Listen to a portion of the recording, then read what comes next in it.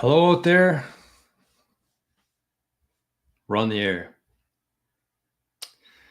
Welcome back, everybody. Welcome to another edition, another episode of the Daily Bitcoin Journey. It is Tuesday after a long weekend. A little bit of rust today. A little bit of rust, but I got my hat washed, nice and fresh. I mean, I have a lot of hats in the basement. I could probably just toss this one out and grab a new one, but I don't know. I feel like people underestimate the ability to wash their hats. And a quick aside before we get into the Bitcoin chat today, a good tip here for washing hats, make them look brand new. If you're like me, I'm not an overly sweaty guy, but I mean, you get some stains around the hat, it gets a little bit dirty, get some grease on it, you might say. Bring it in the shower with you, rub some shampoo kind of around the edge here, give it a good scrub, and then just rinse it off, and it looks brand new. I'm sure you probably thought this was a brand new hat this morning. Anyways, we'll start the show here. We got some perfect advice from our friend Crypto Heathen. He says, "Good morning all. Hit the like on the way in, confirm the stream is live, and then switch over to Zap.stream." And I see we got some folks over in Zap.stream this morning. We got Zombie, Jose, we got Noah, the second place champion of the Bitcoin golf pool this weekend. Noah, in her debut pool, she won second place. So I'm gonna send her some sats today. 36,000 sats for second place. Pretty good. And we got Crypto Heathen over in the Zapdos stream. So there we go. It is Tuesday. It is the Daily Bitcoin Journey. It is actionable and logical discussion for Bitcoiners and for future Bitcoiners. There we go. Letha is over in the Zapdos stream chat as well. Good morning, Letha. Good to see you. Daniel, good morning. Adrian, fellas, good morning. Good morning. We got a good show today. I was actually going to do a show yesterday. Yesterday was a long weekend here in Canada. I think it's the same in the US, but I'm not sure. So it was May long here, which is a lot more of a May long when you're like 20 years old. We had some wild times May long when we were younger. This age, this year, not as much. Got a couple of rounds of golf in. Had some friends come out to the lake here this weekend, but it is beautiful. Today was the first morning that actually felt like summer. Let me give you a little peek. Look at that. The trees are blooming. Everything's greening up. It's perfect. Everything's perfect right now in the world. So with that, I was going to do a show yesterday. I didn't. I changed my mind. I took my own advice from Friday in terms of not obsessing about Bitcoin. Bitcoin can wait, but you only have so many long weekends in your life. So I slept in a little bit yesterday, a little bit refreshed, spent some time golfing with Arnie, and I think it was a good idea. So I apologize I missed yesterday, but at the same time, it worked out well. We got another couple new faces over in the Zapdos stream. There we go. Crypto for Quincy. Good morning. And Anguilla Robotics. Good morning. Zapdos stream has been working good, so that's good to see. Anyways, let's get to some stuff here because we got a lot to talk about. The show today is called 1.7 million Bitcoin left. So that's what we're talking about. That's the focus today. We got two things that we're focused on today: scarcity and time. I'm going to show a little bit of a presentation at the end of the show today, and then we're going to talk about it. And I'm really excited to show it because it was something that happened over the weekend, I believe, in Montreal. They had the Canadian Bitcoin conference there. So I got a short presentation to show about scarcity and time and Bitcoin. And I know that somebody sent it over in the Living the Future chat. I saw it in there, and then I watched it a couple times after that, but I forget who shared it. So I apologize for that, but it doesn't matter. We'll be watching it. Anguilla Robotics says, "A pleasant Caribbean morning to you." Not quite. Maybe in your world, I'm not in the Caribbean. It looks kind of Caribbean out here though today, but we're in the prairies of Canada. Brennan, good to see you, man. Good to see you. Okay, so let's start the show here with the metrics as we always do. I had a good morning today. I think that sleeping honestly helped me quite a bit.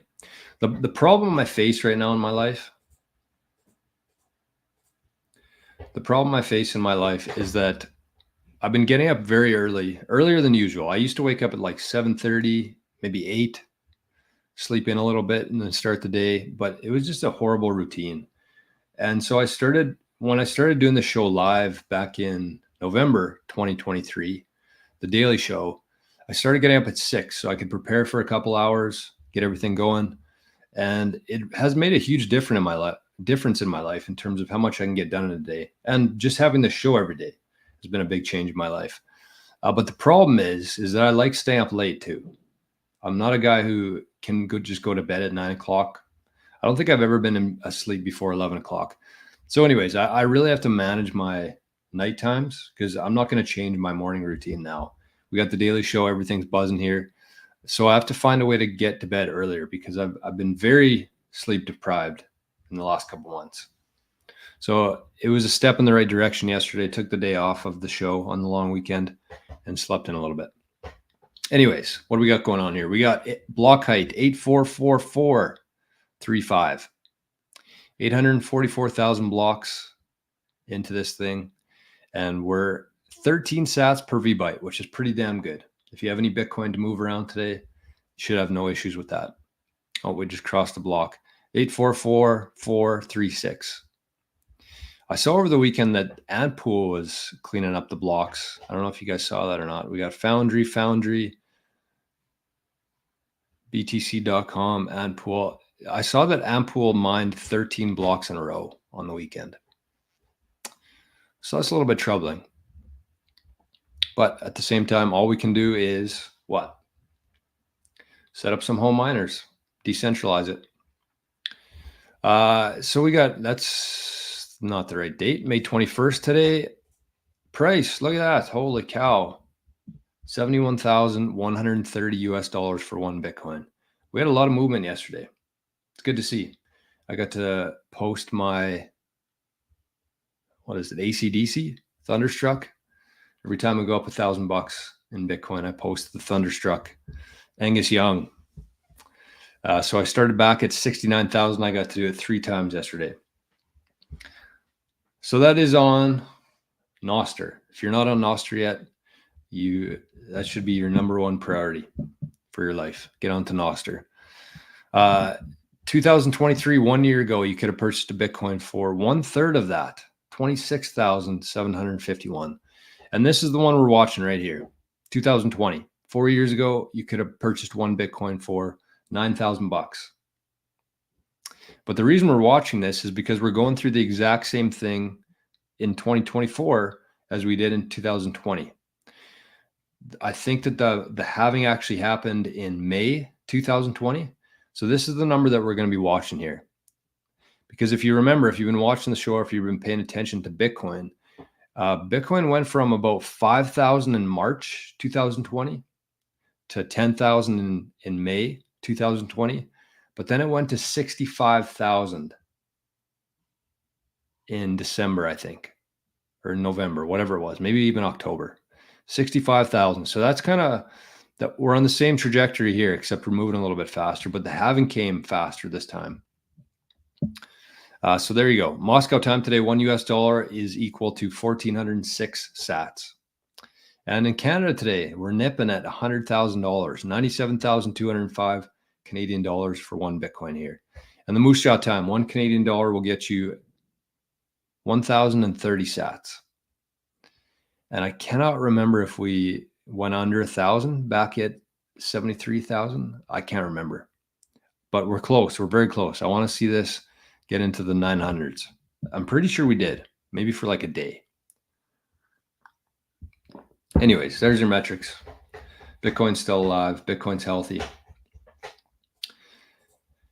Duncan Bailey, good morning from GB. I'm guessing that is what?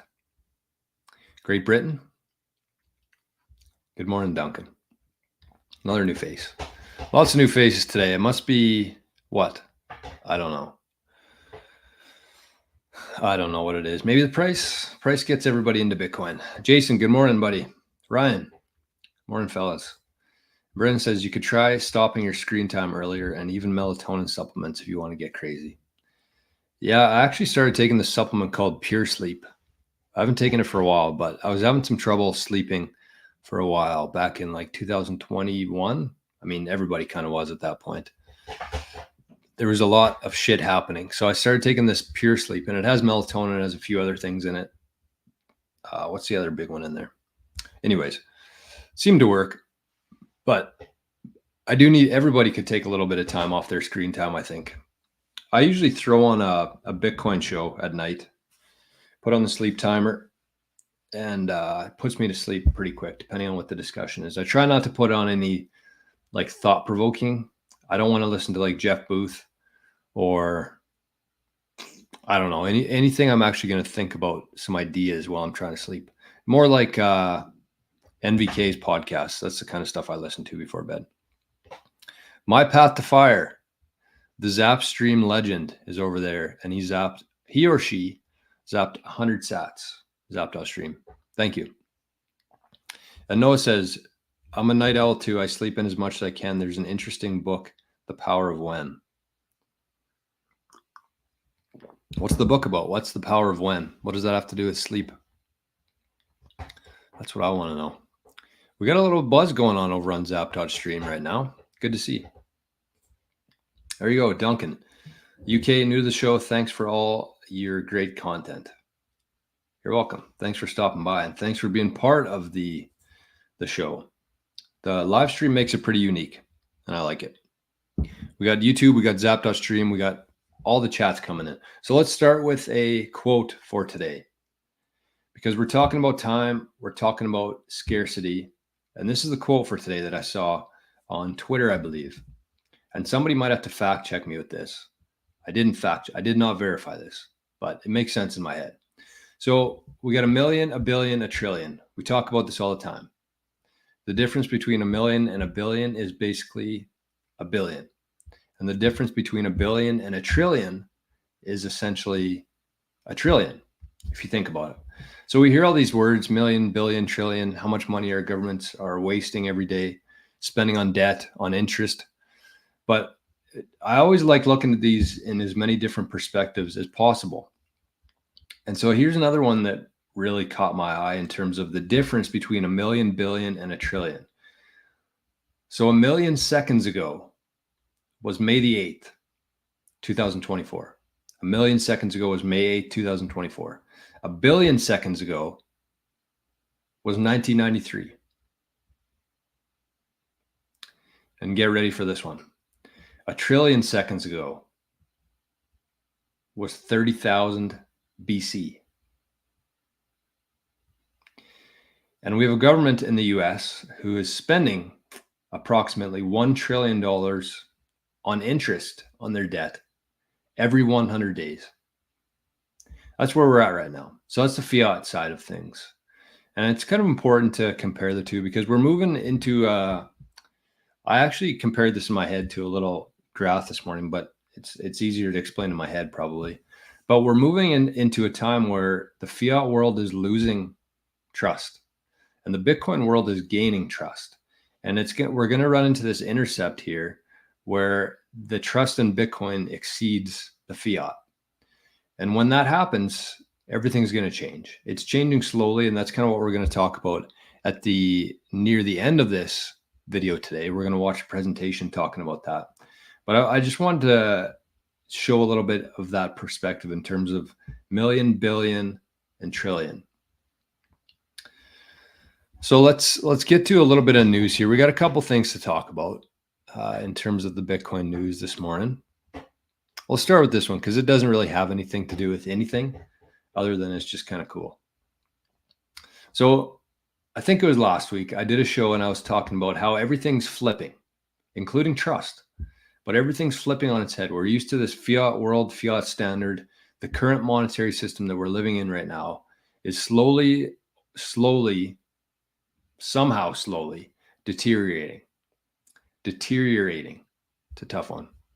But over time, what's going to happen is we're going to see a flip. So Bitcoin's basically flipping the entire world, the entire system on its head. And so when that happens, the one thing I was talking about is that, the owner of these sports teams right now are the billionaires of the world. They have all these assets, all this wealth built up in the fiat system. And that's where they spend all of their time, in the fiat system. And so they've been able to manipulate the dollar. They bought real estate, they bought other holdings, and they've turned it into billions of net worth. And so they've been able to buy these sports teams. But while they continue to live in that fiat world, we're going to see Bitcoiners who have been here for a while now, a couple cycles and growing. They're going to be the ones who are owning these sports teams. Everything's going to flip, including ownership of things. And so the sports teams is one thing I said, it's going to be us. It's going to be Bitcoiners who are owning these sports teams and these hotels and these chains and all these different things in the future. It's going to be Bitcoiners. And the people who are holding fiat and who have all the wealth right now are going to slowly start to deteriorate over time. And so anyways, that's what I was talking about. And then I saw this tweet this morning that made me look like a fool. And this is from Bitcoin News. So it says, just in, 0.73, the $34 billion hedge fund of Steve Cohen, the owner of the New York Mets, discloses a $77.5 million in holdings of the Fidelity Wise or Origin Bitcoin Fund as at the end of quarter one. So there you go. Maybe Steve Cohen is a watcher of the Daily Bitcoin Journey and heard that he's going to have his wealth flipped upside down if he doesn't get some Bitcoin. So there you go. Big shout out to 0.73, the hedge fund of Steve Cohen. They're holding 77 million worth of the Fidelity, which is the one. If you're going to hold any ETFs, I think it's Fidelity and the Bitwise, I think, are the two good ones. So it's good to see. Shout out to Steve Cohen for getting in on the Bitcoin action. So if this is what all these guys should be doing, all the millionaires around the world, they should be at least buying a hedge in Bitcoin, just in case this Bitcoin thing catches on and we end up owning the sports team. So he's hedging himself there. Handy Neighbor 100 says AITX crazy volume. Does that mean my volume's too loud? Am I too loud? Or is that like a altcoin or something? I don't know. I don't even know where that comment came from, to be honest with you. We're getting hacked. Okay. What else we got here today? Oh, I'm missing a lot on Zap.stream. Sorry about that. I didn't have it scrolled down. And this is from the Zap.stream chat. The beauty of this is that people can share links. And if it's any good, I'll bring it up on the screen here. So this is from My Path to Fire. This is an image he shared over on Zap.stream, he or she. And it says, always be printing. That's fiat world. And you know that our motto on this show is what? That's ABP. Our motto on the show is ABB. Always be bullish. Brennan says, it is good to see. Great for Steve Cohen, although he's still in fiat world, not his keys. That is true. That is true. And that was another thing I was talking about over the week, or another thing I was thinking about over the weekend was how I mean, everybody likes to shit on the ETFs, including myself. I'm not a big fan of the ETFs, but at the same time, I think that it has significantly accelerated how fast this thing's going to go. And one thing we're going to talk about is changing the human conscious and plugging it into Bitcoin. That's what we're talking about today. And things like the ETFs, have really accelerated that. Because if you think about the flip side of this, how would Steve Cohen ever get $77 million worth of Bitcoin without an ETF?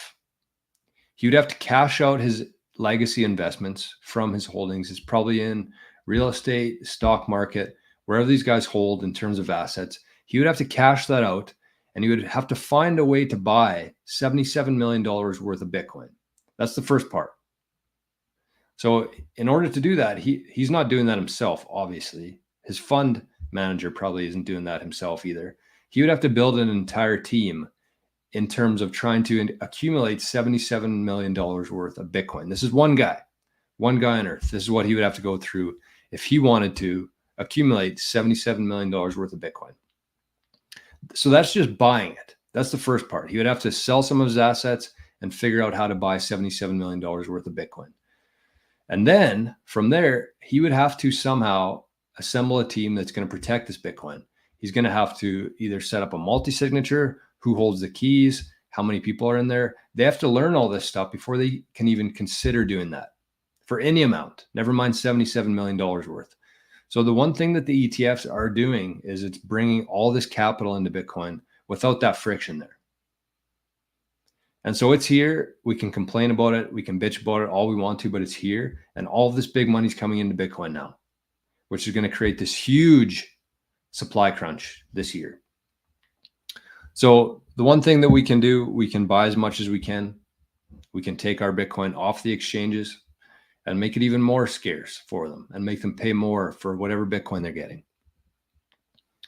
So there you go. Quick Zap.stream break here. Noah says the power of when tells you when to do things during the day, depending on the kind of person you are. Interesting. For example, if you are a wolf like me, it says when to hold an important meeting because of your alertness or circadian rhythm. There's a quiz to figure out what you are first. There you go. That's very interesting. So that was called The Power of When, a book talking about when you're most effective, essentially. I haven't read it, obviously, but Noah just gave a pretty good description there. Big shout out to Daniel, 420 sats. Good morning, Bitcoiners. Zap the stream. Thank you, Daniel. And we got Craig over there, and we got somebody just moved over from YouTube, which is what we love to see. Who was it? Oh, Adrian, Anarcho. There we go. And Noah zapped 420 sats over there as well. Thank you, thank you, thank you. Very much appreciated. Okay, so here we go. Let's keep it rolling here.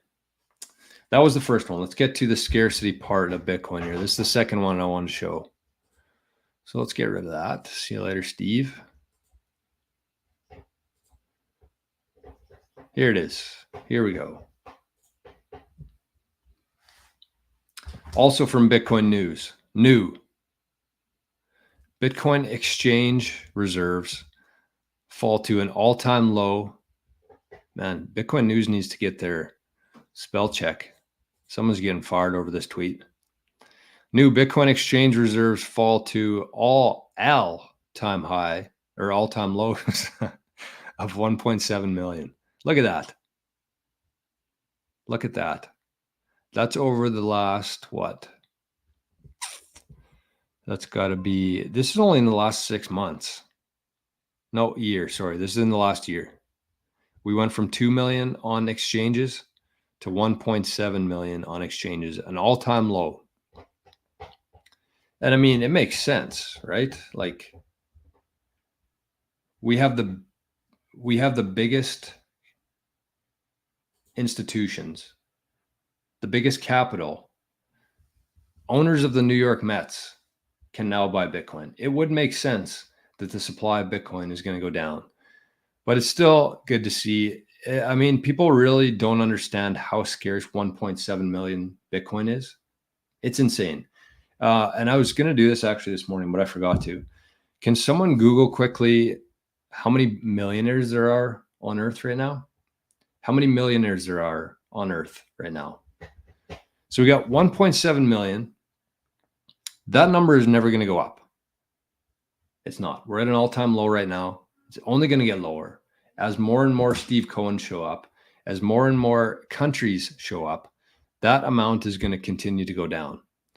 And that's what they're fighting over. That's what all of the wealth, all of the power, all of the influence, all of the capital on Earth is going to be fighting for, that 1.7 million Bitcoin that remains. And so another point to think about here is that we're approximately 19.5 million Bitcoin that have been mined. So we got 1.5 million left from mining, 1.7 available on exchanges. And we have how many? There we go. 59 millionaires. That sounds off. Oh, 59 million millionaires. There you go. 59 million millionaires fighting over the 1.7 million and the 1.5 left to be mined. So, I mean, all you have to do is just like use your brain for 1 second and think about what's going to happen here. 813 billionaires. Oh, that's quite the spread there. But it makes sense. It makes sense.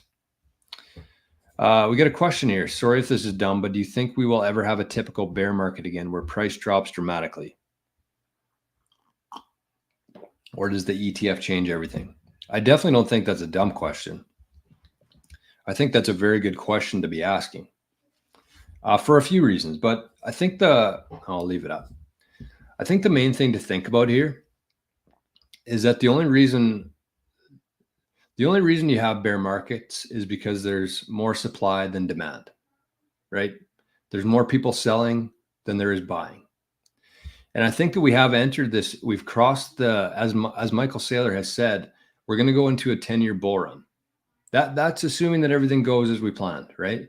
He thinks that in January 2024, when the ETFs were approved, that changed everything forever. And I agree with that because our floor right now is so much stronger than it was before the ETFs. There's so much demand coming in. There's never going to be more supply than demand on this current trajectory. So he says that we're going to go into a 10-year bull run. I agree with that. But shit happens all the time. And if you look at what caused the last couple bull markets, was that collapses like FTX, Mt. Gox, that's what caused it.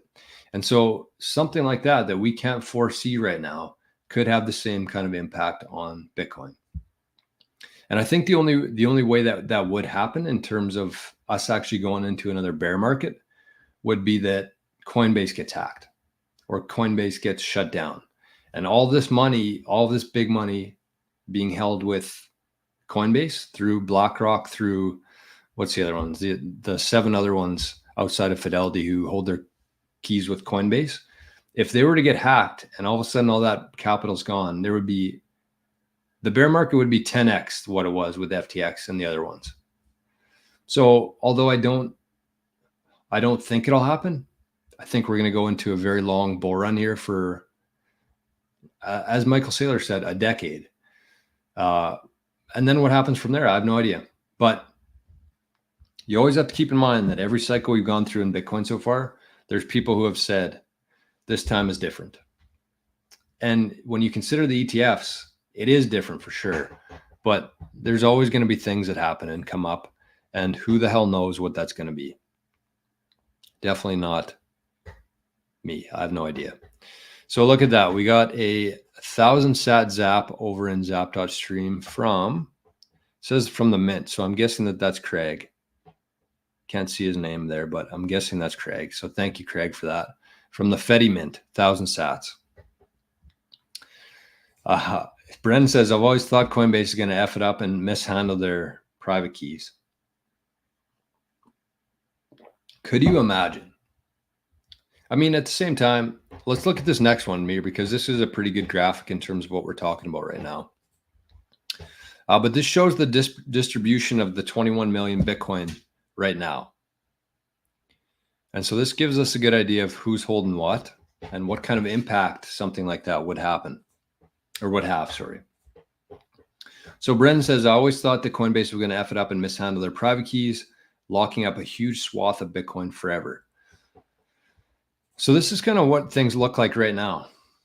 And we got 3.6 owned by corporations, 3.9% owned by the Bitcoin ETF, 2.7 by the government, 6.6% yet to be mined, 5.2% in the Satoshi wallet, 3.4% held by miners, and 17% and this is an estimate, obviously, they don't know for sure, but they expect that 17% of Bitcoin has been lost forever. That's almost a fifth of the total supply of Bitcoin is lost.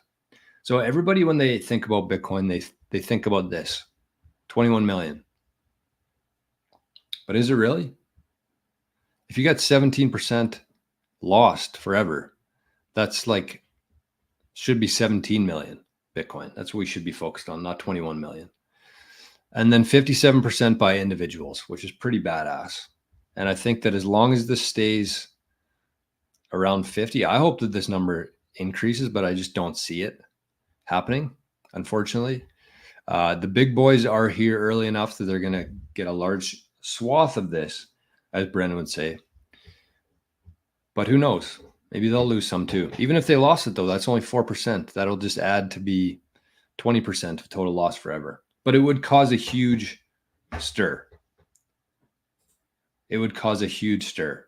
And it would turn a lot of people off of Bitcoin for a very long time. Or they might realize that maybe they should be the ones holding their own keys after this. That would be wild.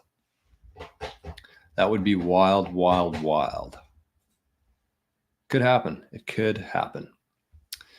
Okay, so let's keep things rolling here. What's the next thing on the agenda? Oh, okay. So this one's massive.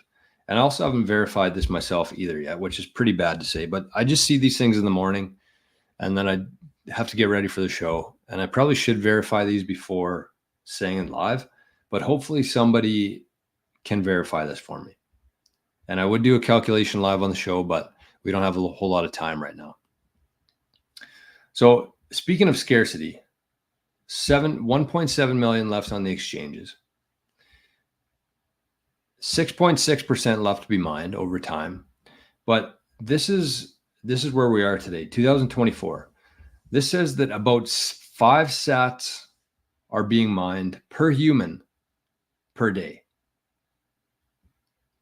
5 sats are being mined per human per day. So that all the new Bitcoin being mined, I mean, the majority of it's going to flow directly into BlackRock or directly into Grayscale, whatever it is. It's going to flow, for the most part, I think it's going to flow directly into there. They just have too much control of the big miners right now that they're going to have some sort of agreement in place that all of that 6% essentially is going to flow into the ETFs, I think. But if you're an optimist, if you think that that's not going to happen, if mining is going to be decentralized, 5 sats are being mined per human per day. 5 sats. And we're starting something today, May 21st, 2024. We're starting something called 100 sats for 100 days for 100K. That starts today. So the main point here is just to drive home how scarce Bitcoin is, how many people are sleeping on that, and how important 5 sats is. So every person living on Earth right now, every Bitcoin that's mined, it gets split up, and only 5 sats per human per day. Pretty good. And I don't have any, like I said, that's not from a news article or anything. I actually just read it in some comments this morning on a Telegram post. Honestly, the most underrated spot to find good information and like different sort of information is in the comments of Telegram, of Twitter. Not so much. It's mostly fucking bots on there. But Nostr especially, if you want good information and unique information, look in the comments, different perspectives from people. Look in the comment section. It's my tip for today. So we got 5 sats being mined per human per day. Pretty scarce, I would say.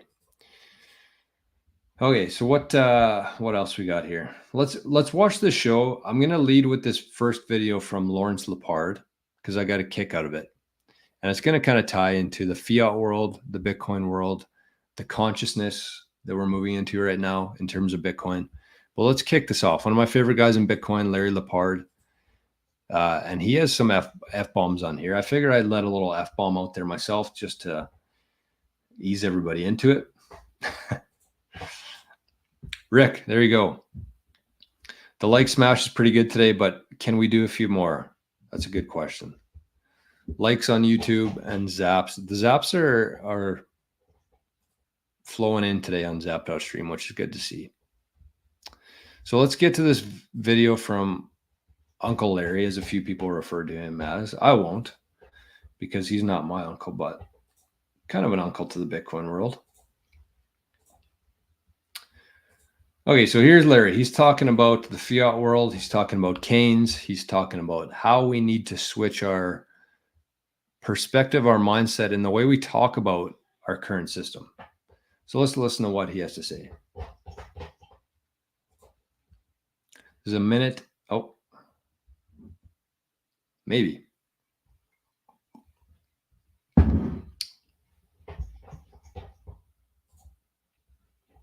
What the hell? What the hell? Let's try this again. Here's Larry.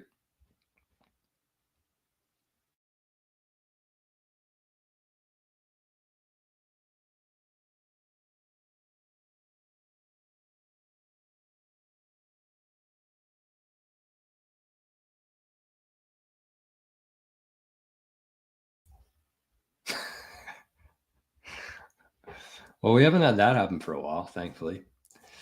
So let's try this for the third time. Maybe I'll stick around for this one too. Here's Larry. There we go. Zap.stream just need a little bit of a refresh themselves. Okay, I'm going to mute myself and let Larry talk. I would get honest with the people and just say, look, you know, you've all fallen for a Keynesian lie, okay? I mean, this pedophile from England in the 1930s, you know, set up this system that is just a complete and utter fucking lie, which is that we have to print money in order to make things grow, in order to make the economy better. And by printing that money, we're stealing from your kids. But it doesn't matter, because in the long run, you're all fucking dead. Well, guess what? That fucks your kids. And the guy was an evil piece of shit. So the word Keynes ought to become just a dirty name, a dirty word. He ought to be like Hitler. I mean, people say, you know, people ought to compare him to Hitler, right? He's a bad fucking guy. And so, you know, if once you start there and you understand that, then you start to understand that actually sound money is what's in the Bible, what was in the Constitution, and what's good. And that because we've deviated away from sound money, we've, you know, caused ourselves enormous pain, heartache, and distress. We've killed millions of people in wars, et cetera, et cetera. And so this is the fundamental underlying fucking issue of the entire world right now, which is we've got to return to a sound money system before we blow each other up. I mean, it's just fucking obvious to anyone with half a brain that this is what we have to do.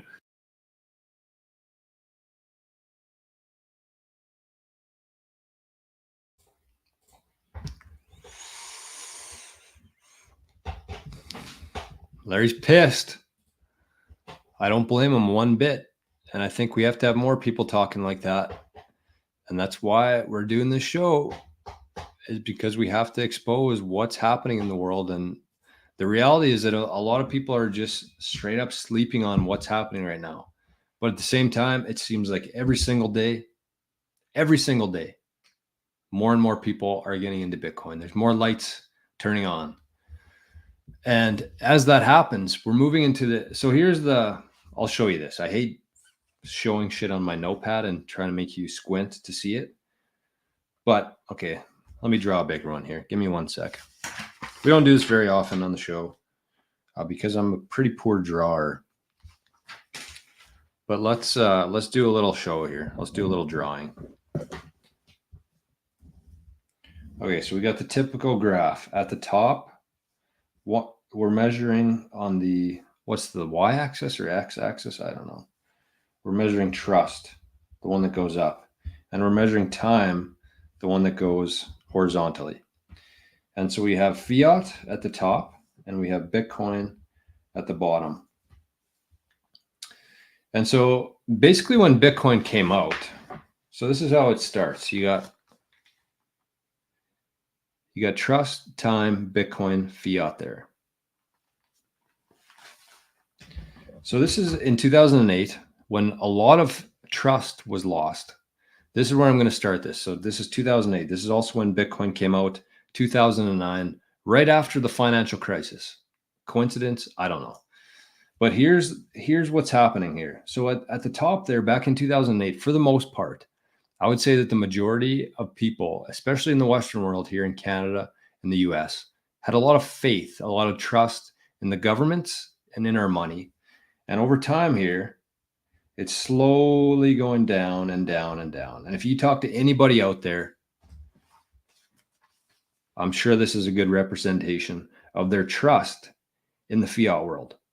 So it starts at 2008 and it's slowly going over as more and more people realize the fiat scam, the Keynesian economics, the lies. As he said, a pedophile from England back in 1930 came up with this way to print more money to keep the economy going while stealing from everybody that's working in that system. And then we got Bitcoin back in 2008, 2009. Nobody really had a clue what it was. Nobody knew if they could trust it. They were arresting people for the Silk Road stuff. So the trust was very low because nobody knew what it was.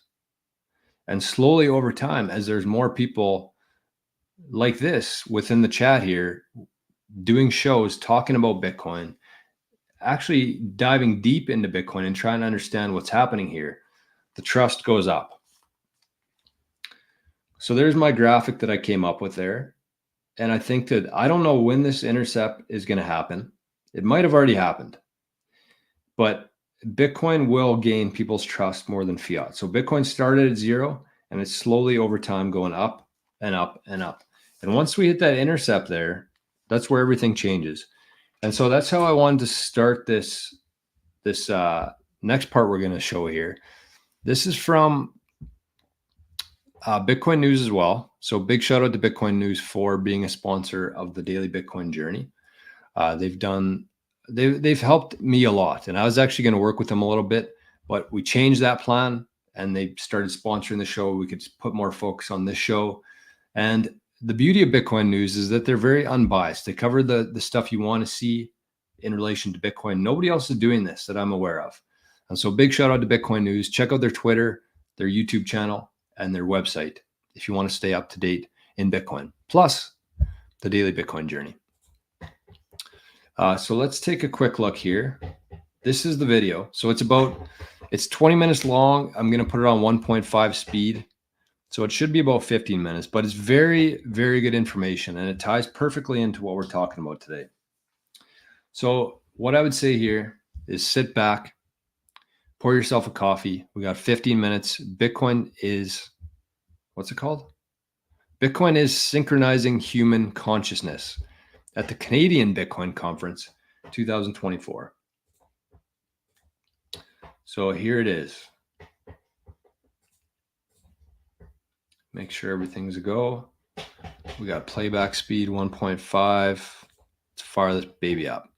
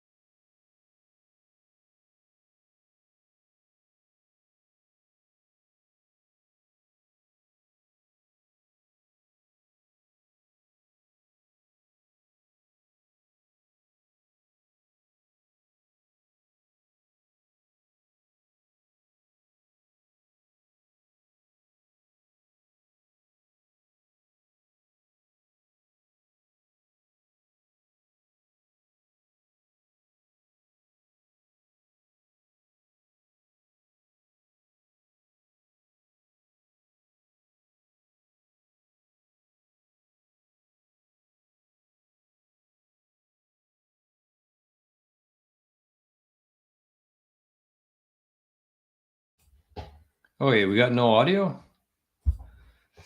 Well, the good news is you didn't miss anything there. He just basically introduced them. So let's try this again. Of what is the most significant intellectual shift in recorded human history. A radical transformation of consciousness. Humanity is synchronizing to Bitcoin. So there are a lot of different ways that we transfer information and ways that we don't fully understand. There was a 30-year study conducted on the Japanese island of Kushima that observed monkeys teaching each other how to wash sweet potatoes. And what scientists found during that study was, after a threshold number of monkeys acquired this skill, monkeys on other parts of the island that had no exposure to the training started to exhibit the behavior. Collective consciousness. So this became what was called the 99 monkeys theory, or the 100 monkeys theory. The idea that information can be transmitted collectively. And the experts went on to sort of question or debunk this study. But I've observed it in my own real life personally. Last fall, I was attending a Tibetan throat singing workshop. And Tibetan throat singing is not kind of a skill that people can just do by accident. But what is interesting about it is, of a certain number of people who are just around or in the presence of someone else who knows how to do it, they will go to bed and wake up the next day with the ability. And in the workshop that I was in, it actually happened to someone. So we witnessed a sort of information download, and it was so cool. And it got me thinking about this idea of, what does it mean to be transferring information and ideas? And we do this all the time already using money. Money is a sense-making apparatus. It is a tool that we use every day to make sense of the world around us. We use money as a system to collect and gather information and make comparisons and assessments about things that we're doing with our energy and our time. And the problem with the way we use money is that there are 167 different ways in the world today that people are gathering information and making sense of the world around them. So someone who comes from Central America would have maybe very little concept of saving, and someone from Malaysia wouldn't really be experienced in thinking about using credit and debt. It's just something they don't have. And for those people, it would probably be very difficult for them to understand why we would willingly become debt slaves, trying to acquire a house, or maybe even more than one, so that we can all feel like we're getting rich. You can imagine that 167 different regional ways of making sense of the world would make it incredibly difficult for us, sort of at a species level, to have a uniform sense of reality and a consistent set of priorities and goals. So the regionality of money is something that is just absurd in today's day and age. If you think about, not only does our money not work somewhere else, we can't spend loonies in Mexico, but we also understand and think about money very differently depending on where we're from. It's because the rules of the money systems we're using themselves are opaque, they're not transparent, they change all the time. The information that we're collecting using money is like trying to make a judgment on how to build a building with a ruler that you eyeball the measurements on the ruler yourself. It doesn't make sense. And on some level, I think we all are aware that the apparatus we've been given, we've been adopted into this money system, has a flaw in the logic. And I think as well that in some way, in agreeing to participate in such a system is basically akin to letting someone else make sense of the world for you. And so the act of doing that is basically giving up on the right you might have to audit the sensibility or the rationality of the world that we live in. We're sort of told the rules of the game, and we really just kind of go out and do the best we can with them. And one of the most nonsensical aspects of the way our money works is that our money has no relationship to time. We have a relationship to time when we earn money. We spend our finite time to earn the money that we acquire. Our time is finite. And our time becomes increasingly finite as our life progresses. The older we get, the less time we have. Weirdly, our money during that same time becomes less valuable. So not only does our money become less valuable over time, but in doing that, it's eroding the value of the time that you've spent and the time that you have left. Fiat money compresses time as it loses value, and there's no floor to how small it can compress your time to. And I think we can observe the effects of this in our day-to-day lives when we think about TV shows used to be 22 minutes, and then we drop them down to the length of an Instagram reel. And now people are watching TikTok, and if you don't capture someone's attention within the first 7 seconds of a reel, they're swiping to the next thing. It's because we're feeling the crunch of time. And part of it has to do with this feeling that time is flying. Even our traditional financial system has a term for this. It's the time value of money. And in the time value of money, the fiat way of thinking about this is that $1 today is worth more than $1 tomorrow, because you would have the opportunity to grow that money. But what we're really saying with time value of money is we need it now, because we need to do something with it.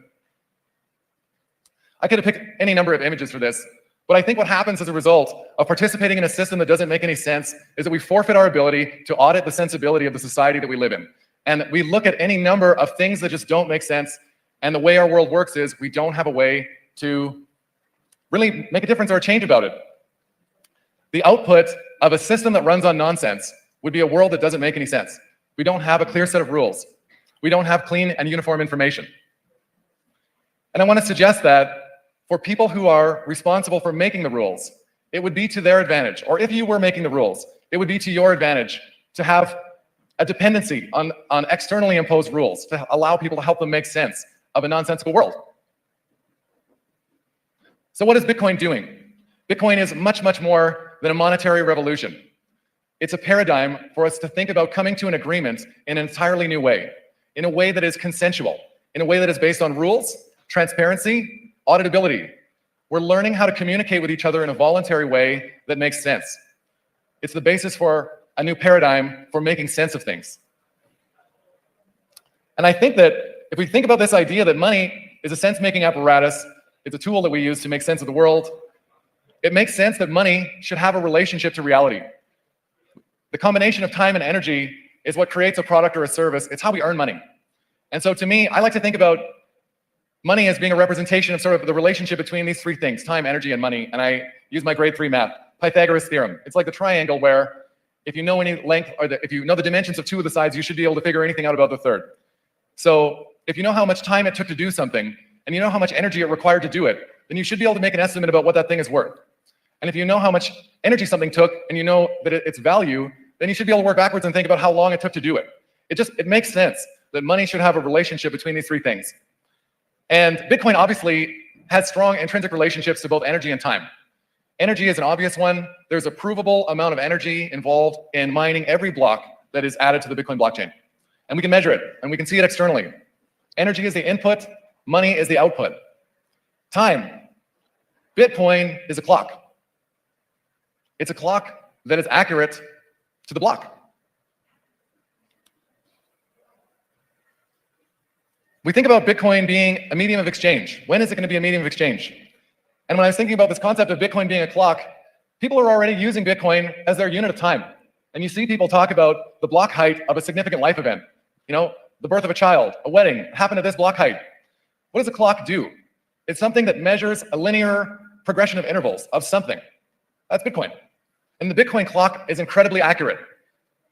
We know exactly when the next halving is going to happen. It will happen precisely at the 1,050,000th block height.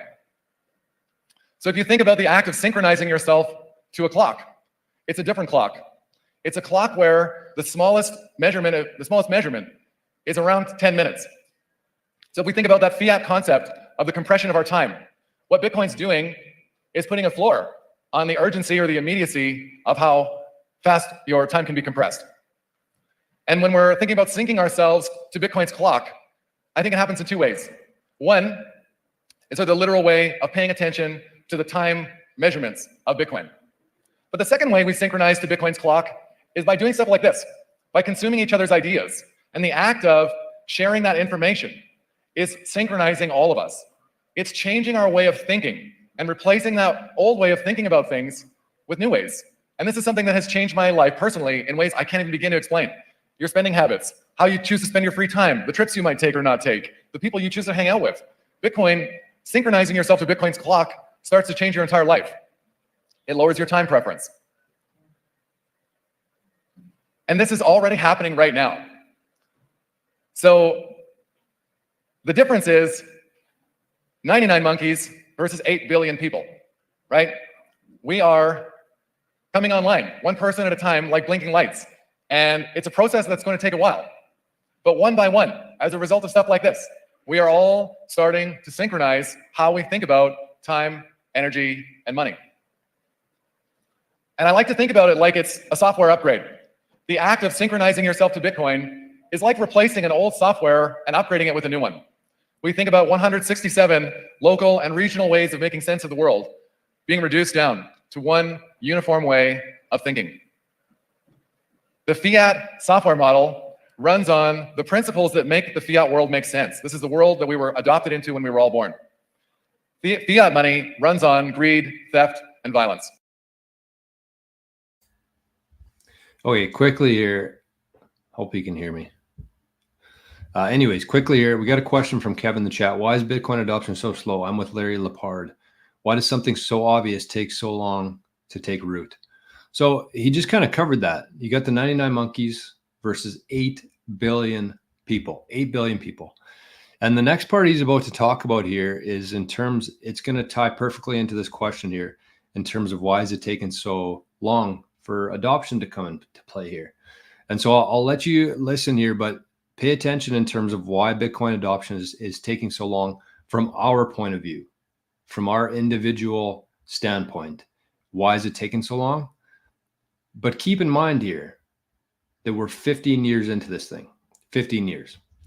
So I'll let the show keep going here, but I just wanted to quickly stop and point your attention to this comment here. Why is it taking so long, and what this guy's about to say? And consider, we got 8 billion people here. And all we can do as participants in that system is do our best with the information that we can collect using it. So when we swap out the software and start synchronizing to Bitcoin what we're actually doing, we can't help but, as a result of consuming these ideas and information, but exhibit the thoughts and behaviors that go along with it. Consensual, voluntary interaction based on rules and rationality. And this is why I think what Bitcoin is really doing is moving us towards a golden age of reason.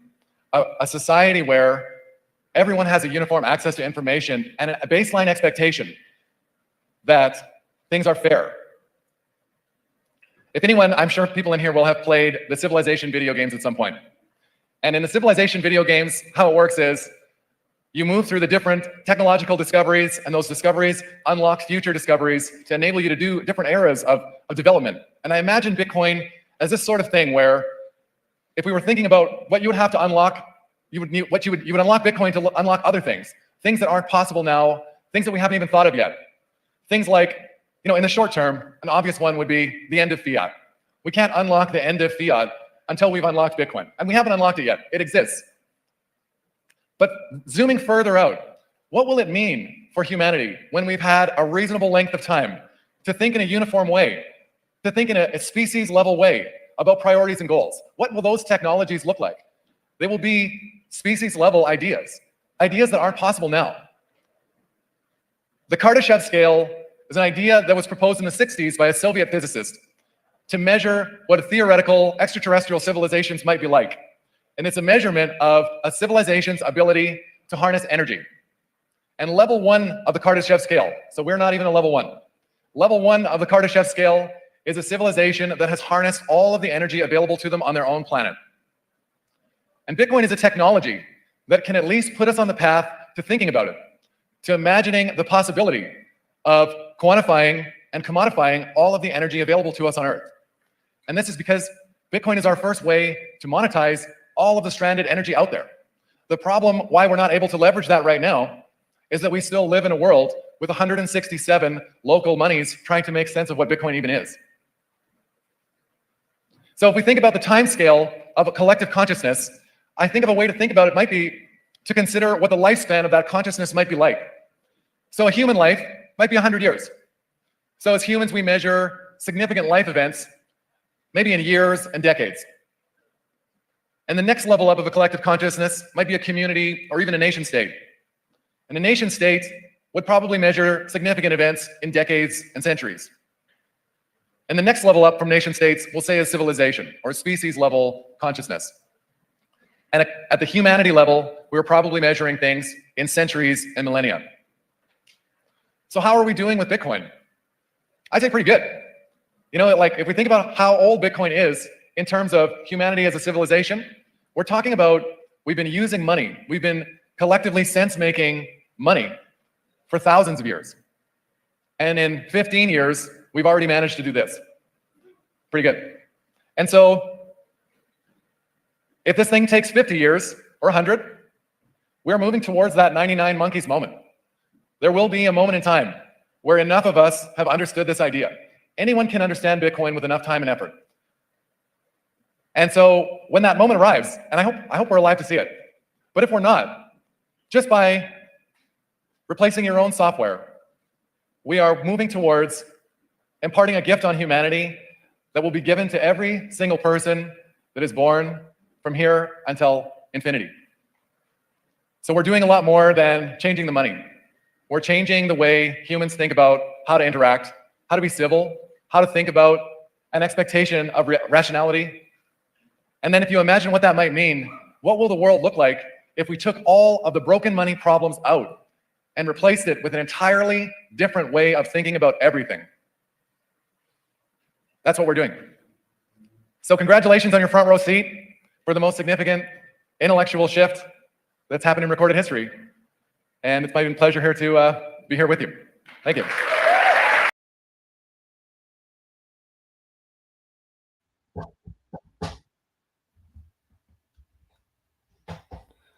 Okay.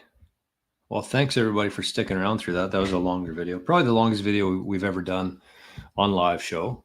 We do a lot of those on the Living in the Future, longer videos, but anyways, incredibly useful talk. I think just really taking things into perspective. And I love how he ended that in terms of, we have a front row seat here in such a dramatic change to the world. It's not just the money, but it's how everybody sees the world and how we're all agreeing on this one set of rules as opposed to 167 of them.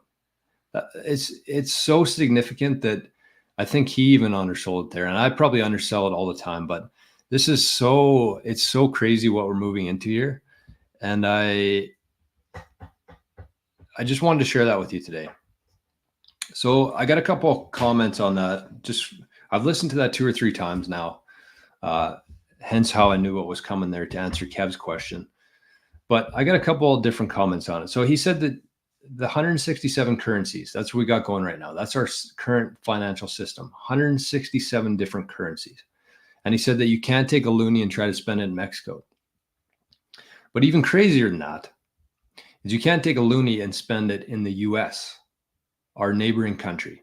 So if you lived in the very southern part of Canada and you want to take a walk, maybe a kilometer or 2 into the US, your money, your entire financial system, everything that you've ever known in terms of your dollar, it would not be accepted in the US, a kilometer away, just because there's a border there that separates the 2 different currencies. That's insane, right?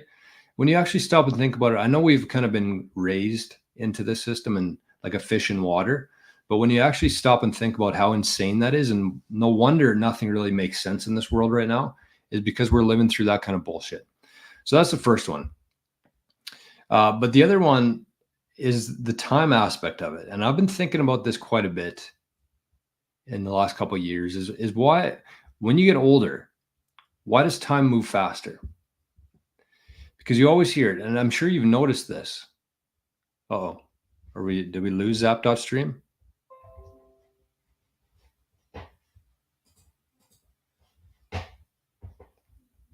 Looks like we're still going. Oh, I need to top it up though. Okay, I got you. Let's top it up. Let's feed the zap.stream. Oh yeah, how do I do that again? Top up. Okay. We paid our dues over on zap.stream. There it is. Okay, so what I was talking about there is why, and I'm sure you can relate to this, but when you're like 15, 16, 17, probably all the way up to you're 25 years old, like time moves pretty slow, right?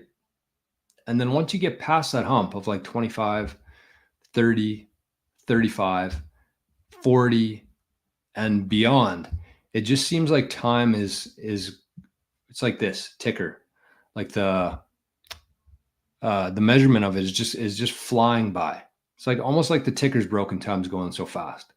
And I've been trying to think of why that is. And I think that after listening to that and after really thinking about our fiat world, it makes sense.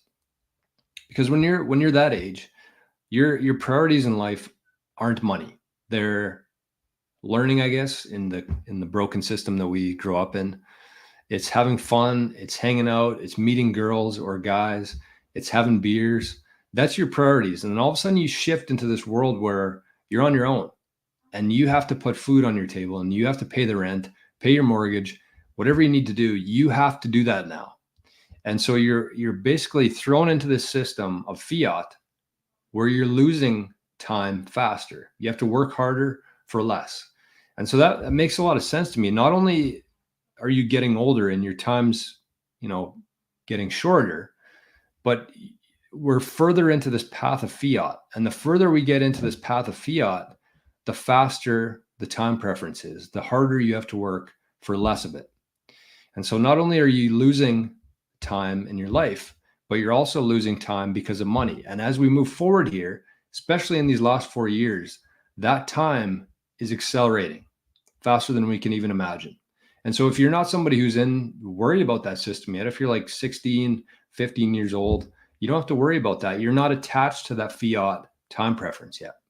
But as you get older and older and older, and the fiat system continues to deteriorate even further and further and further, time's just like this. And so if you think about how busy everybody is in the world right now, like we literally set up meetings in seconds and minutes. That's how the fiat world works. And I was thinking, what would a world look like if we were actually setting our calendars and setting our appointments and meeting times based on the block height? Because as he said there, there's a difference between a second, that's the floor for how we measure time right now, versus every 10 minutes, which is the block height. So if you just said, like, I'll meet you at block height 844440, there'd be some calculation there. I'm sure humans would have to really, we'd have to have some sort of app on our phone to tell what time this block height is. But wouldn't it make sense, instead of setting our clocks and our appointments to be to the minute instead of just to the block height? Why do we have to be so hypersensitive around time? And it's because of our money. That's why. It's because of our money. So that's why is time going so fast as you get older? It's the fiat mind. You switch to a fiat mindset. You're chasing money.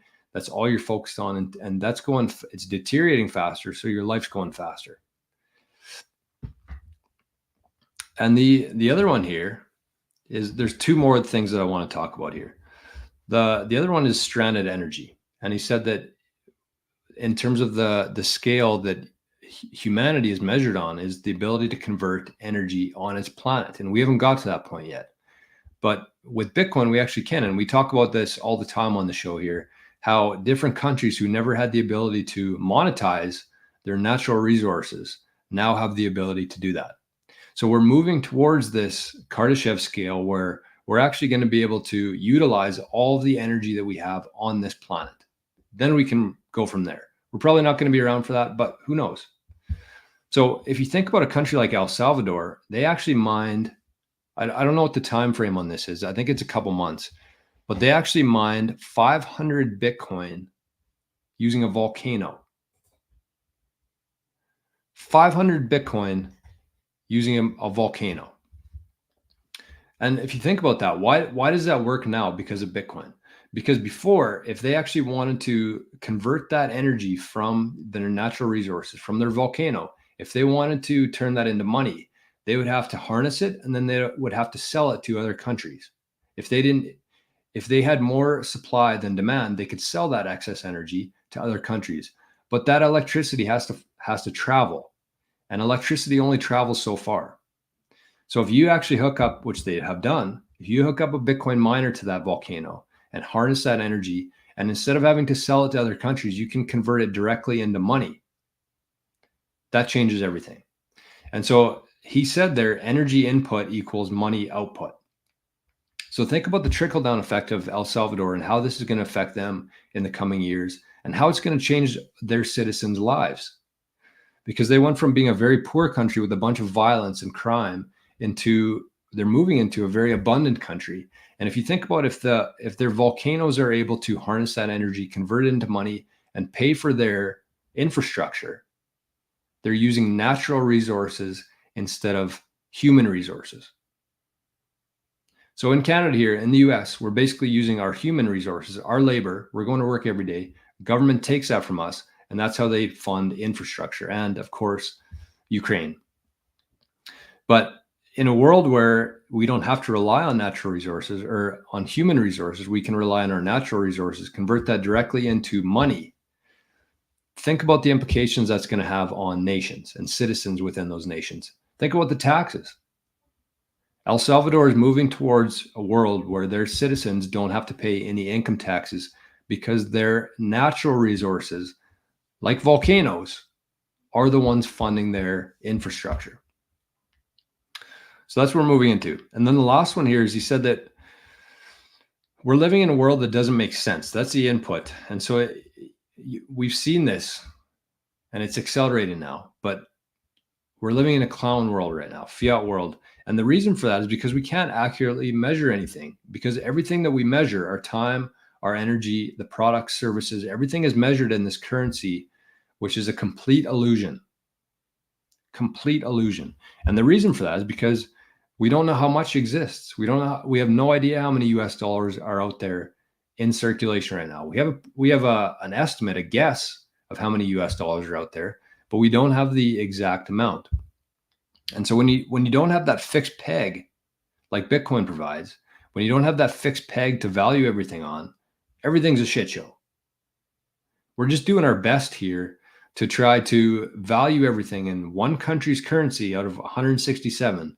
We're comparing everything in the world against one country's currency, where we have no idea how many of them exist. We don't know how many have been stolen, lost, burned, flooded, washed away, under mattresses, buried in grounds. We have no idea how many exist. And so when you're trying to value everything and set rules based on that system that has he said it was a broken ruler, essentially, trying to build a house with a broken ruler. That's what we're doing here in fiat, is we're setting up our whole society around a currency and a system that's completely broken.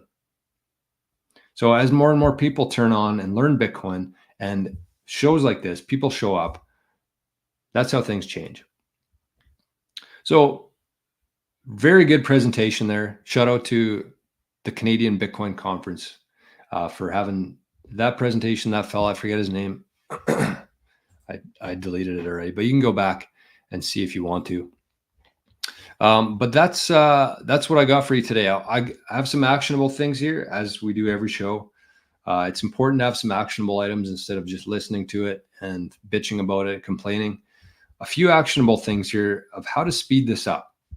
As Kev said, why is Bitcoin adoption so slow? How does something so obvious take so long to take root? So a couple things that I would say here in terms of actionable items is, number one, find yourself a network.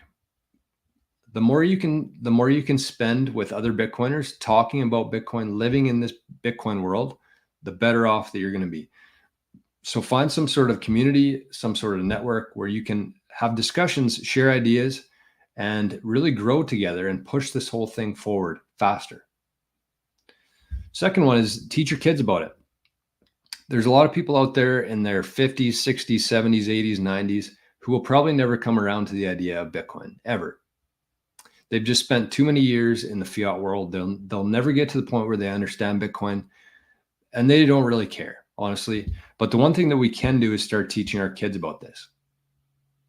Because the kids go to school, they go into the public school system, they get fed all this bullshit in terms of history. They don't get taught about money, none of that. So it's very important to teach your kids at a young age of this new system called Bitcoin, because then they're going to tell their friends about it, and this adoption, the lights turning on around the world, is going to accelerate. And so one thing I would say on that is check out this podcast called Wildlife. And it's a podcast about homeschooling. And I just saw that she released a new episode about history. And let me quickly find it here. Where was it? So it's called History in School versus History in Real Life, with ancient history researcher Derek Olson. So honestly, the thing that got me into Bitcoin was history. I listened to a fellow named Bitcoin Ben talk about the history of money and how everything's evolved in the last 1,000 and 100 years to where we got to now.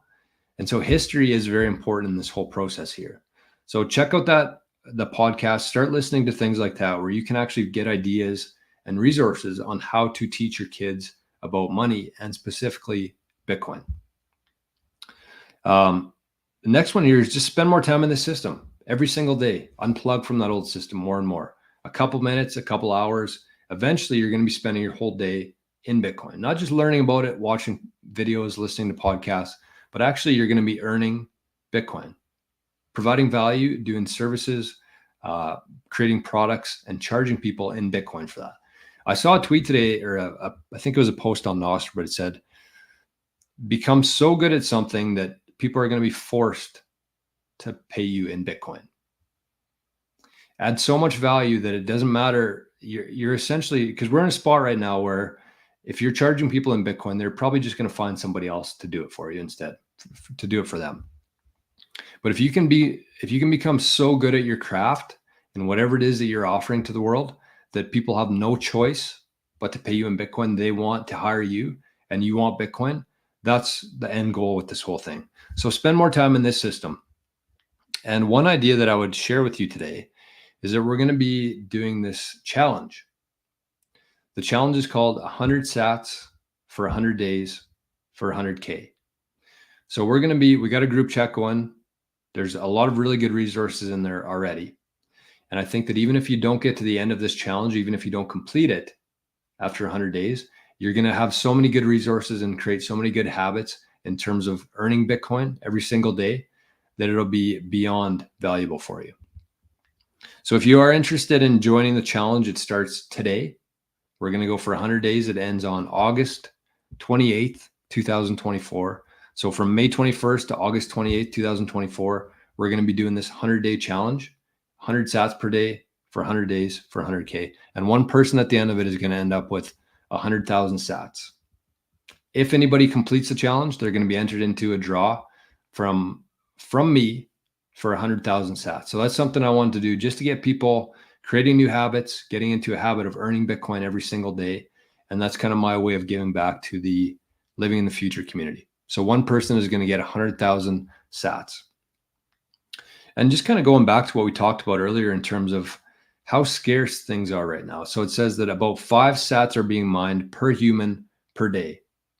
So if you're getting into a habit of earning 100 sats per day, think about how far ahead you're going to be in terms of this new system. So at the end of it, you're going to have about, if you complete it, if you only get 100 sats per day, you're going to end up with 100 or 10,000 sats. But that's not the idea here. The point is new habits, new ways to earn income, sharing ideas, sharing resources, being part of a community there.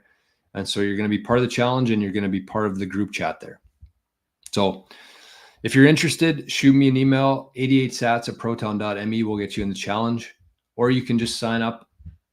Description below, it says Living in the Future. Click that, join it, and we'll send you all the information that you need. So that challenge starts today, spending more time in the system, earning Bitcoin. And the last one here that I would say is if you consider all this, everything we talked about today in terms of the scarcity, in terms of how valuable Bitcoin is, in terms of this new system we're moving into, the most important thing that you can be doing right now is having a plan. Having a plan in place in terms of how you're going to earn Bitcoin, how you're going to spend your Bitcoin, and most importantly, how you're going to pass that Bitcoin on to your family. Because we think in years, humans think in years and decades, societies, towns, states think in decades and centuries, and civilization itself thinks in centuries and millennia. So think about how long this is going to go on for. We're 15 years into this right now. The main thing that you need to be doing right now is figuring out how to earn Bitcoin and how to protect that Bitcoin and pass it on to your future generations. Don't fuck this up. And I know that there's a lot of people out there watching right now who, if something were to happen, there could be a million different scenarios. They could fuck this up. If they got hit by a bus today, would their family be able to figure out how to restore that Bitcoin? So make sure that you have a plan in place. This stuff is so important. You have to get it right. So if you have any questions, anything you want to ask me about an inheritance, I'm working on something right now I think is going to be very valuable for the listeners of the show and the people within this community in terms of an inheritance plan, but I'm not quite there yet. I'm going to be talking about it probably in the next couple of weeks. But I just think that this is the part of Bitcoin that so many people are underestimating. They're so focused on getting as much as they can, but they don't have a real solid plan in place of how to protect it and how to pass it on to their kids. So that's what I would say. And if you want to be, like I said, if you want to get in touch with me, I'm going to have some stuff coming about that in the next couple weeks. So there you go. I'm not even going to try to pronounce this name. It looks like a little kitten though. It's my first stream I've watched of you. I love it. Just subscribe. Thank you. I knew this was going to be a good show today. That was a heck of a presentation. And this is a very underappreciated part of Bitcoin, I think. Kev says, I'm on the fence on whether it's best to strive for earning Bitcoin. If you earn fiat and buy Bitcoin with it, you transfer monetary energy into Bitcoin. Whereas if you earn Bitcoin, not sure. I mean, yeah, yes and no, Kev. I agree with you there.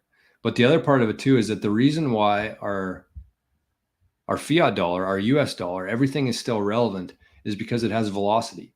So if you're getting paid in fiat, somebody's sending you that money. That's the velocity of money. And the higher that number, the more people are using it, the more value it has.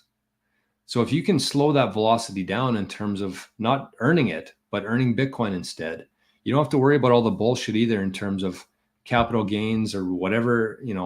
If you're earning Bitcoin from somebody, if I wanted to do a job for My Path to Fire over on Zap.stream, whatever it is, he or she hired me to do it.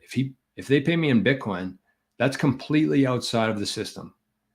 And if you do it properly, no one will ever know that you have that Bitcoin. And that's pretty powerful.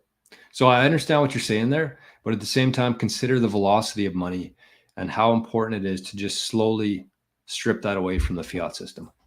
So anyways, long show today.